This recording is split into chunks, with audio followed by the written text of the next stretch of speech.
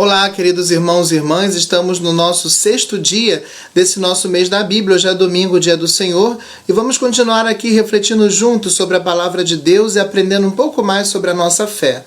Vamos começar nosso encontro de hoje com um versículo da Bíblia no livro dos Provérbios, no capítulo 4, versículo 1.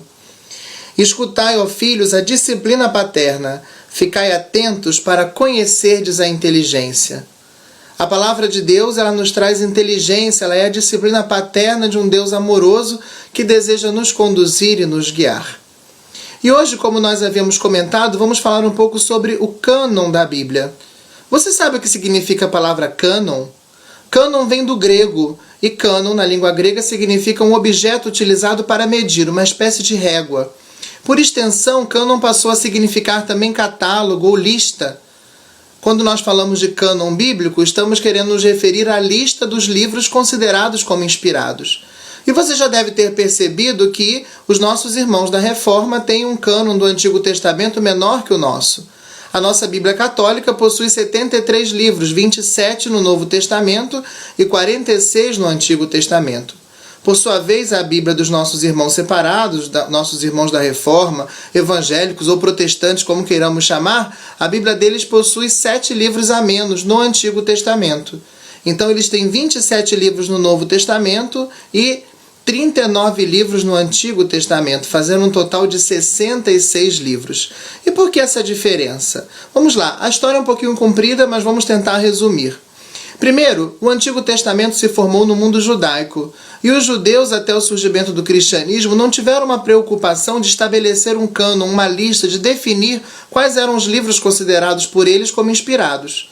Eles tinham presente que o centro de tudo e o mais importante era a Torá, os 5 primeiros livros, Gênesis, Êxodo, Levítico, Números e Deuteronômio.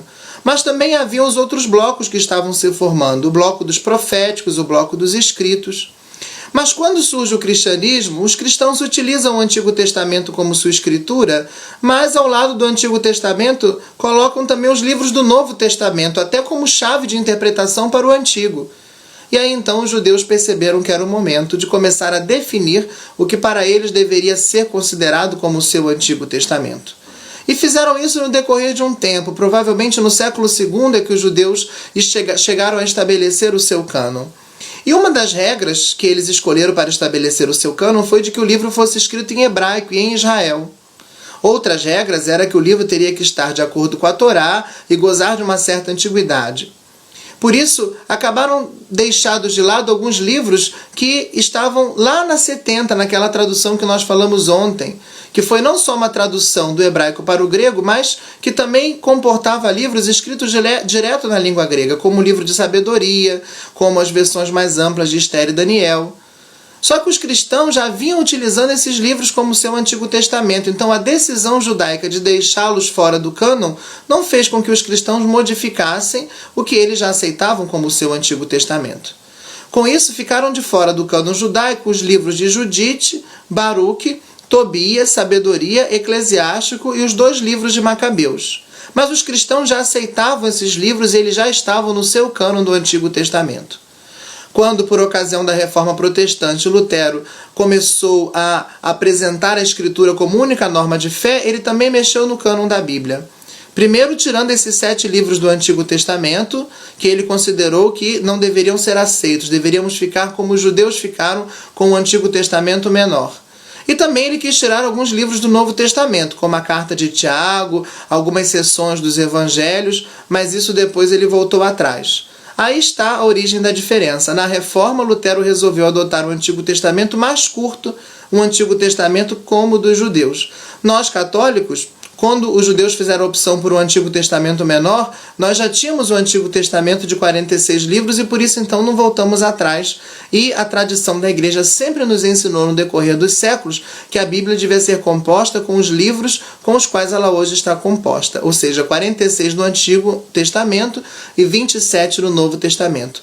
Já no século IV encontramos nos concílios de Hipona e Cartago, concílios que aconteceram na África, listas contendo todos os livros que nós hoje consideramos como inspirados. E no Concílio de Trento a igreja resolveu essa questão, dizendo que nós devemos aceitar todos esses livros inteiros e em suas partes como sendo os livros inspirados pelo Senhor e como sendo os livros que devem fazer parte da nossa Sagrada Escritura. Espero que tenha deixado essa situação um pouco mais clara para você. Hoje o nosso vídeo foi um pouquinho mais longo, porque era necessário apresentar esse tema todo de uma vez só, e eu te aguardo aqui amanhã para continuarmos estudando, conhecendo um pouco mais sobre a Palavra de Deus. Que o Senhor te abençoe e te guarde sempre, e que você tenha um abençoado mês da Bíblia, e que hoje, o seu domingo, o dia do Senhor, possa ser uma ocasião de encontrar-se com Ele mais pessoalmente. Assim seja.